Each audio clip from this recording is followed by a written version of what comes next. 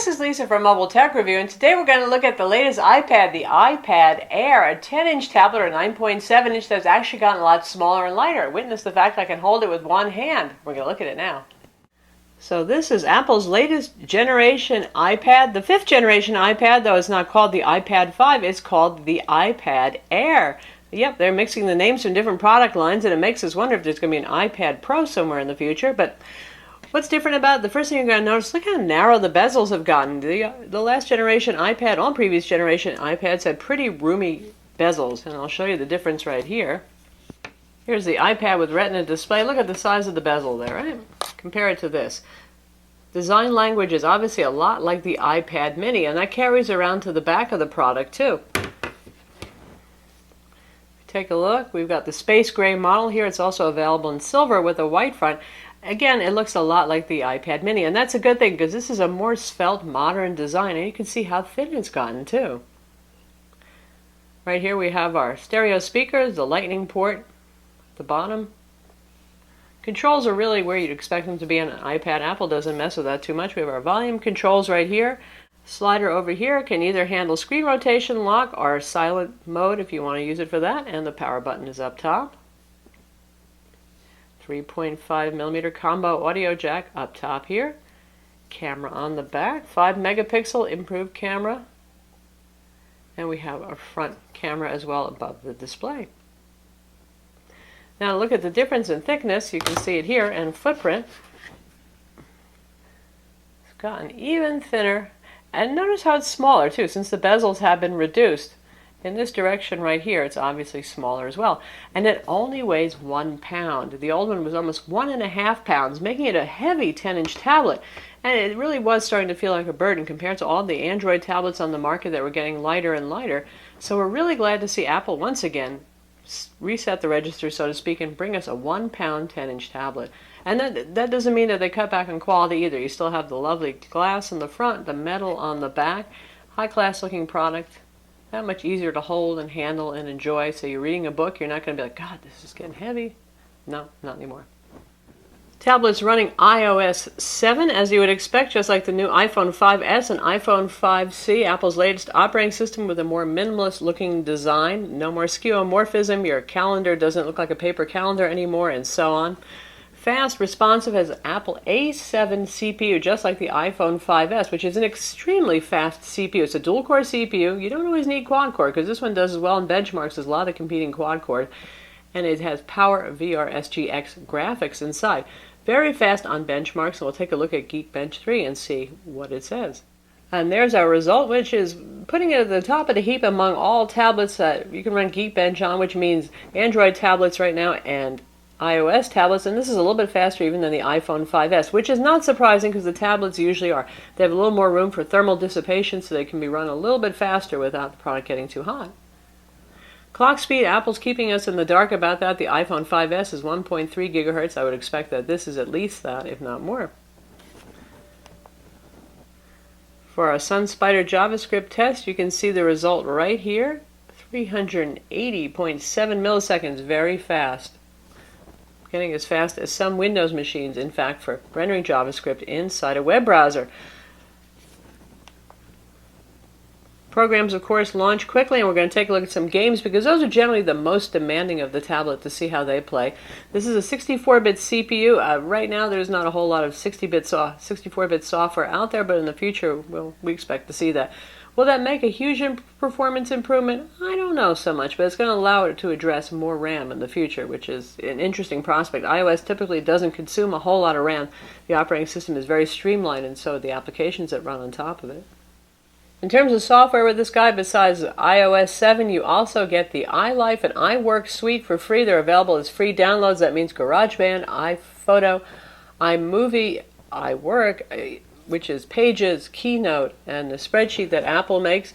Not bad, certainly, to be included with the tablet. And it's interesting that they're addressing what Microsoft's been doing with some of their lower-priced tablets, typically running Atom or Windows RT, been bundling Office inside too. So Apple's keeping competitive doing that. Just like the iPhone 5S, the cameras have been improved with sensors that have larger pixel size, and you can see we have a 5 megapixel camera on the rear, and we're focusing on our little bath toy back here.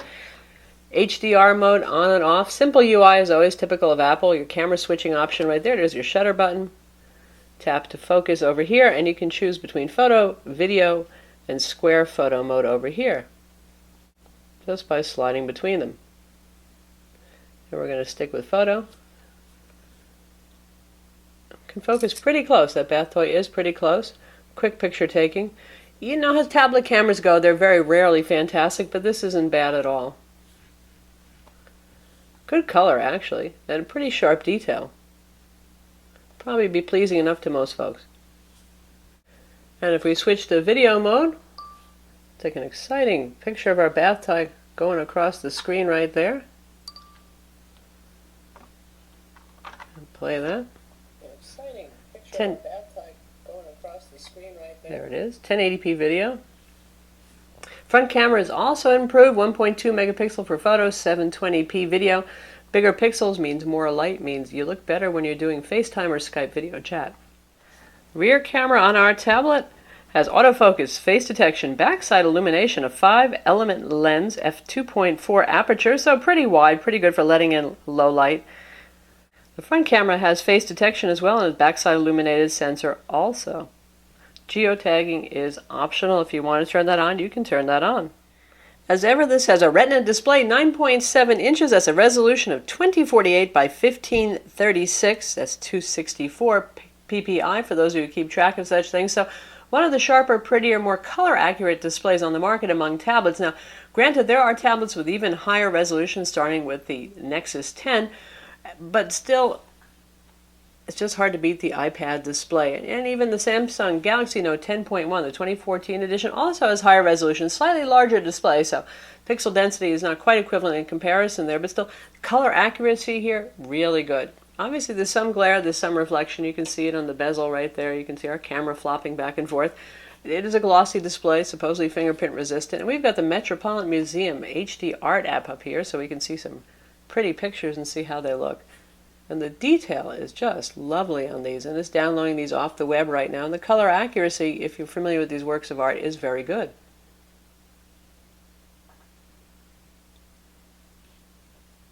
You can see pointillism real up close by zooming in here. It's just a lovely, lovely display as ever. Something that you would expect from an iPad, and you're getting it here.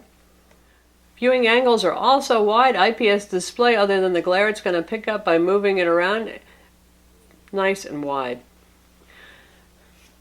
The tablet's available with LTE 4G and Wi-Fi. That also has 3G as well for those of you who only have 3G in your area, or just as Wi-Fi tablet. Tablet has Wi-Fi 802.11bg and dual band with MIMO. No AC on this. Tablet also has Bluetooth 4.0, and if you get the versions that have LTE 4G and 3G, you'll also get a GPS. Otherwise, you'll get Wi-Fi triangulation with the Wi-Fi only model. Wi-Fi only 16 gig model starts at $499, same price as ever for the iPad, and $629 for the LTE model, available on all US carriers. You can go up in capacity and price as well if you want, of course, with this, and the highest you can get is 128 gigs. That's going to be $799 Wi-Fi only, and a whopping $929 for the 4G LTE model. Tablet is 0.29 inches thick, and it has the same M7 Motion coprocessor that the iPhone 5S has. Now, in the iPhone, that makes a whole lot of sense for perhaps health use, that kind of thing, pedometer, tracking your exercise. In an iPad, I don't know how useful it's going to be. We'll have to see what developers come up with.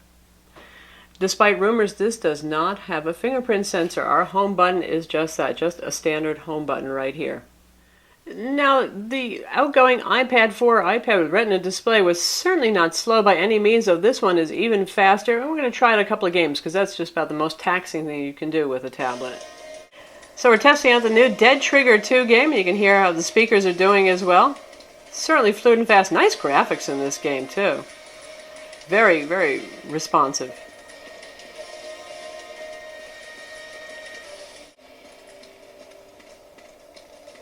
Hey, repair that barricade and I'll let you in.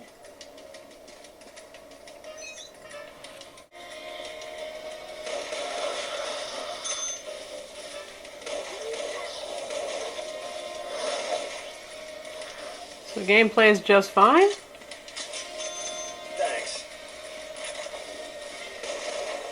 And Dead Trigger 2 has shooting for dummies here. You just face the right direction and it shoots for you now.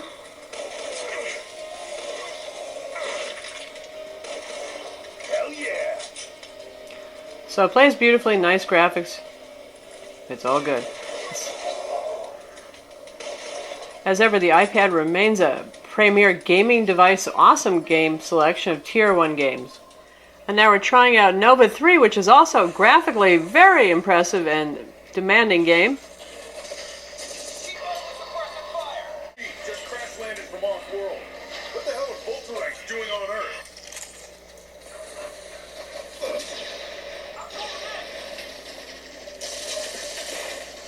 Plays beautifully, very smooth. Looking around the environment, works just fine.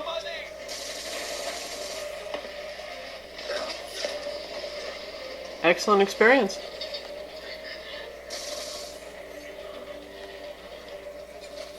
So that's Nova 3 on the iPad Air. As ever, one of the selling points for the iPad is the app selection, particularly applications that have been optimized for the tablet here. You even have Amazon Instant Video for your Prime members and non-Prime members. Oddly, something that's still lacking from Android tablets. Don't know why Amazon doesn't want to do that. Now, with Android tablets, the Tier 1 apps are generally optimized. There were a few exceptions, like Twitter took forever to be optimized for big screens, but you'll find a larger selection of games and applications in general still available for the iPad. And of course, the staples are here too. We've got our iBooks application. As ever, it's lovely sharp display, so it's very good for reading. We do keep the skeuomorphism here. It looks like a printed book, complete with the page flipping, and you can do this in portrait and in landscape mode. A little bit easier to read and follow the lines, obviously, if you're using it in facing page mode. Web browsing is same as ever on the iPad, which is, say, fast and pretty reliable, good rendering. Looking at our own site, Mobile Tech Review. Support for HTML5 video, not Adobe Flash Player, which is quick disappearing from mobiles. And we'll play.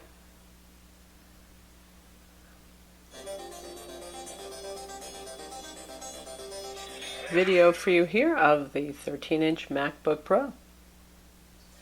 This is Lisa from Mobile Tech Review, and today we're going to look at what's going to be one of the hotter notebooks probably for the year. This is the late 2013 edition Mac.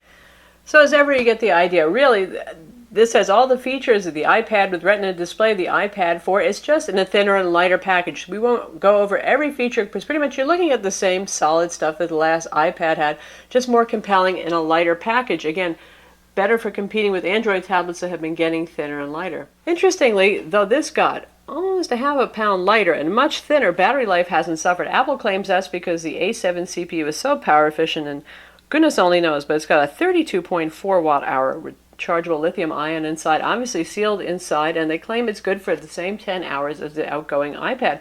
And so far in our tests, that has been true. That's with Wi-Fi on and active and in a mix of use, including some video streaming, HD playback, using it for iWork, doing email, surfing the web, playing some music, a mix of use. Very good battery life given the size and weight of the product. So that's the iPad Air. It's available now. Same pricing as all the previous generation iPads were when they first came out, and definitely Apple's best iPad later. That's easy to say, but this time they really did what the doctor ordered. How are you going to make a tablet better these days? Take it from being a little chunky, monkey, heavy tablet and make it the thinnest, lightest tablet on the market. I'm Lisa from Mobile Tech Review. Be sure to visit our website for the full written review, and don't forget to subscribe to our YouTube channel.